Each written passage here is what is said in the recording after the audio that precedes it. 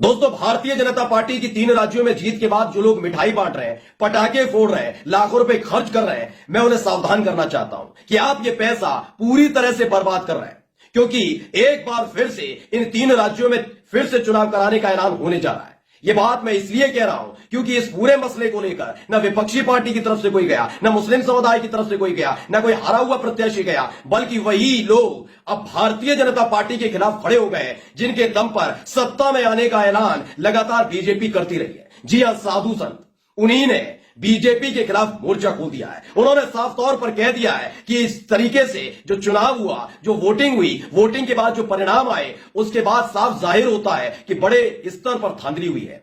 और साधु संतों ने पूरे के पूरे 500 से ज्यादा सबूत ऐसे इकट्ठे किए हैं जिसे लेकर वो सुप्रीम कोर्ट पहुंच गए। माना जा रहा है कि जिन राज्यों में भारतीय जनता पार्टी ने जीत दर्ज की है, यानी मध्य प्रदेश, राजस्थान और राजस्थान के साथ साथ छत्तीसगढ़, वहां फिर से वोटिंग कराने का ऐलान किया जा सकता है या आदेश आ सकता है। नमस्कार, मैं हूं प्राज्वल गौतम और आप देख रहे हैं टाइम्स एक्सप्रेस। लगातार हम आपको दिखा भी रहे हैं कि कैसे मध्य प्रदेश के अंदर पहले बालाघाट और उसके बाद उज्जैन के अंदर मतपत्र की जो पेटी होती है उसकी सील टूटी हुई मिली थी, यानी कि कहीं ना कहीं एक बड़ा खेल किया जा रहा था। इन सब के बीच जब वोटिंग हो रही थी उस वक्त भी मध्य प्रदेश, राजस्थान, छत्तीसगढ़ से अलग अलग तस्वीरें निकलकर सामने आ रही थी। पहले से ही अंदेशा जताया जा रहा था कि कोई बड़ा खेला हुआ है, लेकिन फिर भी इंतजार था 3 दिसंबर का। और जैसे ही तारीख आई वैसे ही खुलासा हो गया कि छत्तीसगढ़, राजस्थान और तो और मध्य प्रदेश के अंदर वाकई खेला हुआ है। ये बात मैं क्यों कह रहा हूं? इसलिए क्योंकि अब साधु संत सड़क पर उतर आए। उनका कहना है कि हम जानते हैं कि हमारे ही इलाके का जो प्रत्याशी है वो जीतेगा नहीं जीतेगा, और इसको लेकर वो 500 से ज्यादा सबूत लेकर सीधे सुप्रीम कोर्ट पहुंच गए। मैं उन साधु संतों से जो उन्होंने कहा वो सुनवाऊं, उन्होंने क्या चुनौती दी है, कैसे धज्जियां उड़ाकर रखती भारतीय जनता पार्टी की, वो बाद में दिखाऊंगा। लेकिन सबसे पहले जो सबसे जरूरी है वो आपको दिखाने जा रहा हूं। ये वीडियो देखिए पहले आप। दरअसल ये शादापुर का वीडियो बताया जा रहा है जहां पर कांग्रेस प्रत्याशी को एक बीजेपी के प्रत्याशी ने महज 28 वोटों से हराया। कितने? 28। अब आप यकीन मानकर चलिए, इन 28 वोटों से अगर भारतीय जनता पार्टी का प्रत्याशी हार जाता तो यकीन मानिए रीवोटिंग भी कराई जा रही होती, रिकाउंटिंग भी कराई जा रही होती। तमाम जो साजो सामान लेकर अधिकारी खड़े हुए हैं वो यूं के तू खड़े रहते। वो इसलिए खड़े रहते क्योंकि जिम्मेदारी और जवाबदेही जो है वो दिल्ली वालों को देनी है। यानी शाजापुर विधानसभा पर जिस तरीके से भारतीय जनता पार्टी के प्रत्याशी ने कांग्रेस के प्रत्याशी को महज 28 वोटों से हराया, उसको लेकर जो कांग्रेस के प्रत्याशी के समर्थक थे उन्होंने रिकाउंटिंग की मांग की, लेकिन पहले ही सिरे में खारिज कर दिया गया कि किसी भी तरीके से रिकाउंटिंग नहीं होगी। जो वहां पर खड़े हुए थे उन्होंने हंगामा करना शुरू कर दिया, तो उन्हें खदेड़ना शुरू कर दिया। एक बार फिर से वीडियो देखिए।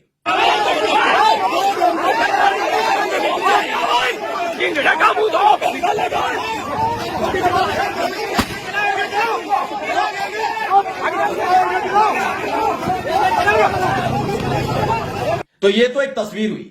इसके साथ ये बात को सुनवाने जा रहा हूं कि कैसे एक संत ने, एक साधु ने सीधे तौर पर खुलासा किया है कि छत्तीसगढ़ हो, राजस्थान हो या फिर मध्य प्रदेश हो, खासकर मध्य प्रदेश का जिक्र किया है कि उसके पास 1 नहीं 2 नहीं 24 से ज्यादा वीडियो और 500 से ज्यादा ऐसे सबूत हैं जिसके आधार पर तय होता है कि किस तरीके से इन तीनों राज्यों में चुनाव के नाम पर धांधली की गई है। पहले उनको सुन लीजिए।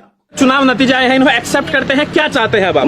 हमें जो चाहना था, हमने आज सुप्रीम कोर्ट के वकील से मिलके चुनाव आयोग के खिलाफ जो कंप्लेनें थी वो दे दी है। हाँ। अब कहीं ना कहीं इस पर हम अनुरोध करते हैं सुप्रीम कोर्ट के चंद्रचूड़ साहब से, जिन्होंने कहा था कि ऐसा चुनाव आयोग हमें चाहिए जो कि प्रधानमंत्री पे भी अगर कोई गलत आरोप आए तो वो कर सके। अब चाहते कि अब क्या होना चाहिए? चुनाव 3 राज्यों का फिर से होना चाहिए। जो कंप्लेनें चुनाव आयोग को दी गई थी उन्होंने नहीं माना, उन्होंने चुनाव कराया, इसमें सबसे गलती चुनाव आयोग की है। हम इस पर सुप्रीम कोर्ट जाएंगे और हमें न्यायालय में भरोसा है कि चंद्रचूड़ साहब मुकदमा इस बात को सुनेंगे।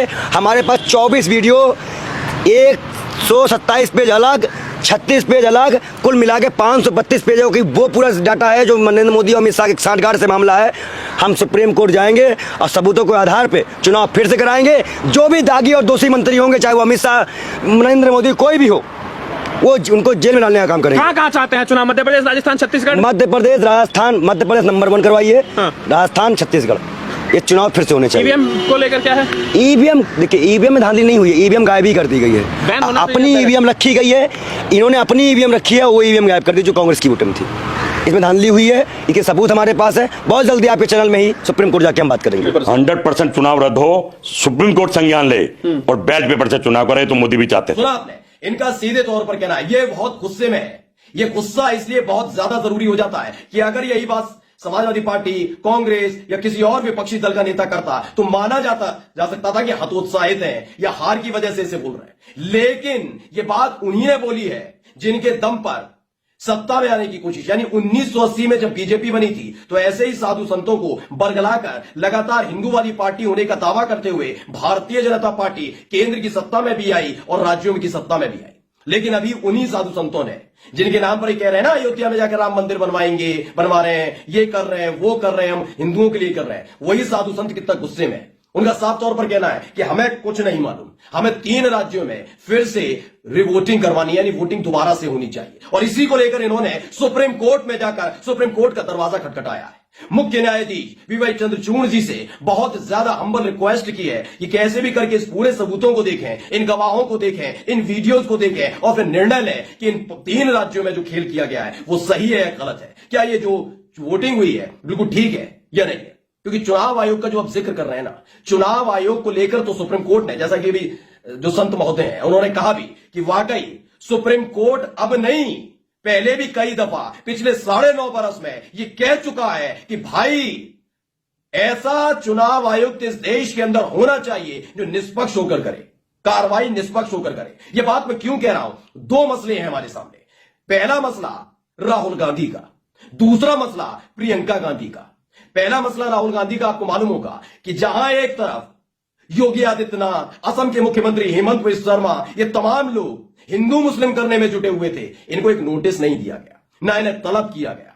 जहां एक तरफ इस देश के मुखिया राहुल गांधी को मूर्खों का सरदार बता रहे थे, एक बार भी उन्हें नोटिस नहीं दिया गया। लेकिन जैसे ही वर्ल्ड कप फाइनल में भारत की हार हुई, हर कोई पनौती पनौती चिल्ला रहा था, तो सिर्फ पनौती नाम सुनकर ही उनको नोटिस थमा दिया गया। ऐसा ही प्रियंका गांधी के साथ किया गया। प्रियंका गांधी को भी एक मसले में ऐसा बताया गया कि उन्होंने गलत बयानी की है, इसलिए चुनाव आयोग ने उन्हें भी नोटिस पकड़ा दिया।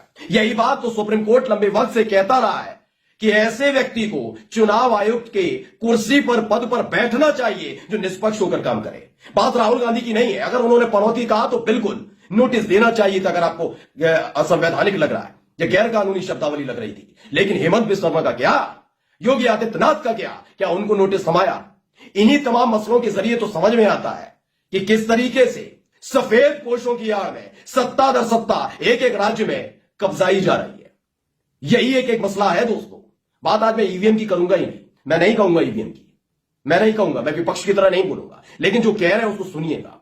आप अभी इसी वक्त गूगल जाकर कर लीजिएगा, आपको पता लग जाएगा इन्हीं 5 राज्यों में किसने सबसे ज्यादा जहरीले बयान दिए हैं, किसने सबसे ज्यादा गंदगी उगली है। लेकिन उसके बावजूद भी बीजेपी के कितने नेताओं के हाथ में नोटिस थमाया गया वो आपको पता लग जाए। गूगल कर लीजिए एक बार।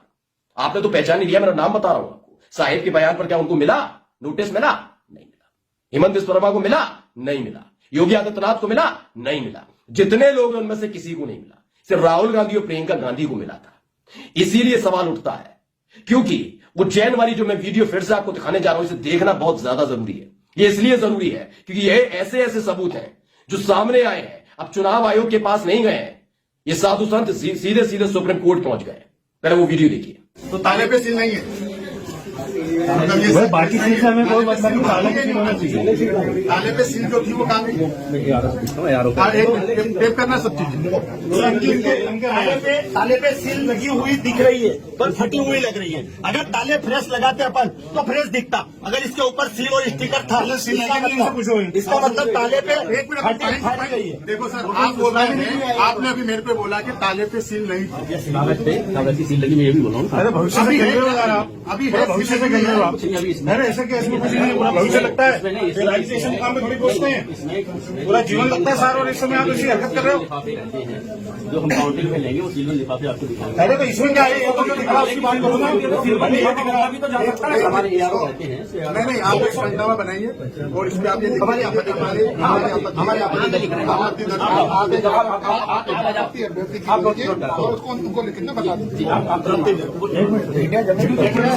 आप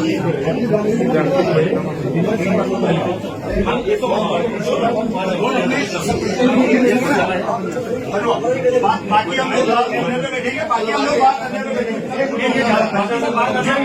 उज्जैन में जिसमें ईवीएम रखी हुई थी वो मत पेटी टूटी हुई मिली है, उसकी सील टूटी हुई मिली है। किसने तोड़ी कोई फर्क नहीं पड़ता। यह जरूरी है कि बीजेपी जीतनी चाहिए और इसी को मुद्दा बनाकर ऐसे ही तमाम वीडियो, एक अकेला नहीं है। उनका कहना है कि ऐसे 24 वीडियो और 500 से ज्यादा ऐसे दस्तावेज उनके पास उपलब्ध हैं जिसके जरिए वो सुप्रीम कोर्ट में गए हैं और उन्हें पूरी उम्मीद है कि सुप्रीम कोर्ट इंसाफ देगा, फैसला वो सुनाएगा, वो नजीर बन जाएगा। नमस्कार।